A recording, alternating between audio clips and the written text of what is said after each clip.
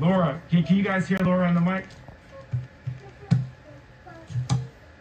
What they're doing is they're talking to her out there. I told them 45 minutes ago. Laura, so can you hear you on the mic? Tell her you're going to call her. They didn't do that because it's such a party. Can you guys hear her? Laura, say something. She's not going to. Laura Loomer. Yeah, Laura, you're on the air. Go ahead. How's it going? You're on the air with Ye. Go ahead. He wants to do it over a speakerphone. Go ahead. Well, look, I just wanted to call in. You know, I see that everybody on this stream has been canceled in some fashion, and, you know, I've also been canceled, and, you know, I have a unique perspective because, you know, I'm Jewish, and I happen to be one of the most banned and censored people in this country, and so, you know, I just wanted to talk about cancel culture and, you know, the act of debanking and deplatforming from my perspective because, you know, I was really one of the first people that experienced all of this cancel culture. And I would just say that, you know, I can sympathize with anybody who's had their voice silenced. I don't think that censorship is the answer, no matter how much you disagree with another person or how offensive you may find their statements or their arguments to be. And what we need in this country is more free speech. And I say that, you know, as a Jewish American woman watching this stream and, you know, watching the plague of cancel culture that has really swept not just our country, but the entire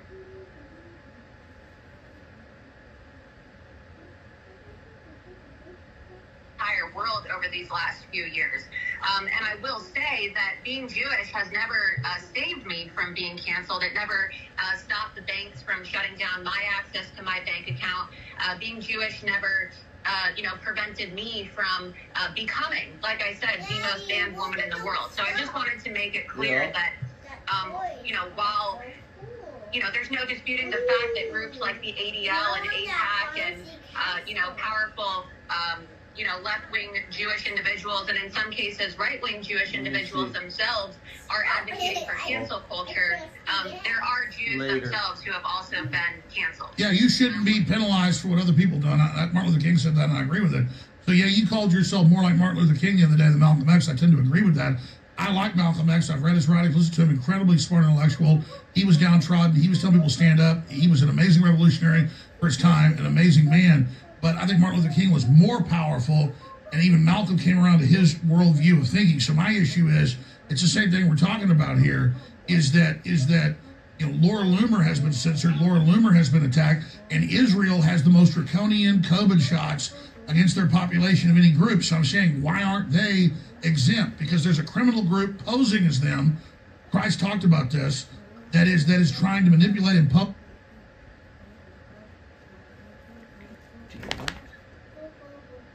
that is trying to manipulate and pose as the leadership of every group. There's groups that claim they lead the black folks that aren't caring about blacks. There's groups that claim they care about white people that aren't really caring. There's groups that claim they're Jewish that don't. I think that's really what we're talking about. Do you disagree? I agree. And as I talk about, I think about it, it's like, I gotta say, I love the Zionists. I love the people that blocked my bank account, because God runs the world and uses everyone.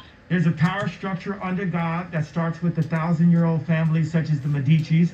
Then it goes to the Vatican, which is in bloodline to Peter, not Paul. Then it goes to the financial groups, BlackRock, Vanguard, and then to the governments, where we can go into Putin territory. And then it goes to Hollywood, the Rahm Emanuel. That is the first smokescreen to get past. And we're just breaking down those smoke screens. Hey, Ari. How you doing, Ari? Hey, I want to jump in really quick, and I will say... Yeah, Laura, you're on the air. Go ahead. The blacklisting of, you know, people like Ye, people like Alex Jones, people like Nick Fuentes, people like myself. You know, everybody watching should understand we're living in a dangerous time now where people are being shut down and having their money frozen. Okay, imagine not being able to access your bank account because somebody in a boardroom decides that they don't agree with what you're saying.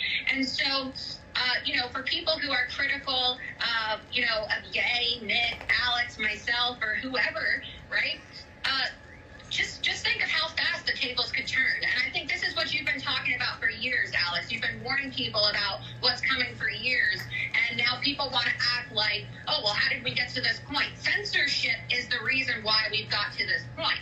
Okay, so, these things wouldn't be happening if people weren't being censored. Well, sure, Laura, can I ask you this question? Because, you're a smart, successful, pro-America Jewish lady that is an American that lives in Florida.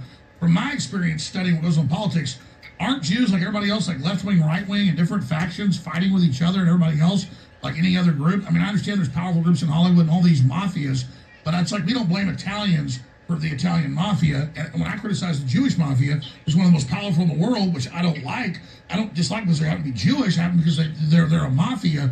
That's really how I think we destigmatize it and just say no to the mafia that is the ADL in Hollywood. Or do you disagree with that or agree, or you want to say something? Look, there's factions within any group, all right? I don't think that you can really generalize any group. I think that when you look at the demographics of Jews in America, over 73% of Jews vote Democrat. And so when you see a lot of, people making decisions who happen to be Jewish, it's coming from a left-wing perspective. But I'm a nationalist. I'm a nationalist, and I'm Jewish, and I've been a very strong supporter of President Trump. And that's the question. Why were they so scared of you? Because you've been as much banned as me or even more. I mean, they have come after you. Why are they scared of Laura Loomer?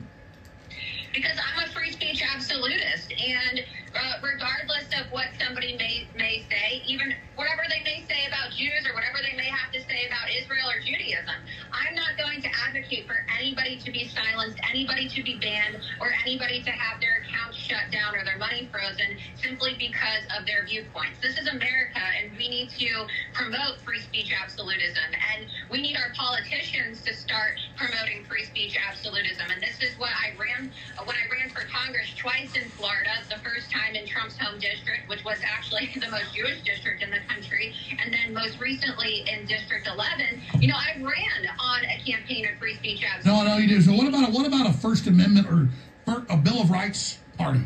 That could transcend party lines. What about a free speech, pro to self-defense, a First Amendment, Second Amendment party? I mean, how do we fix this yet? We fix this with the word of Christ.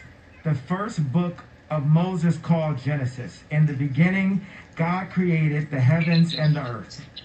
The earth was without form and void, and darkness was on the face of the deep. And the Spirit of God was hovering over the face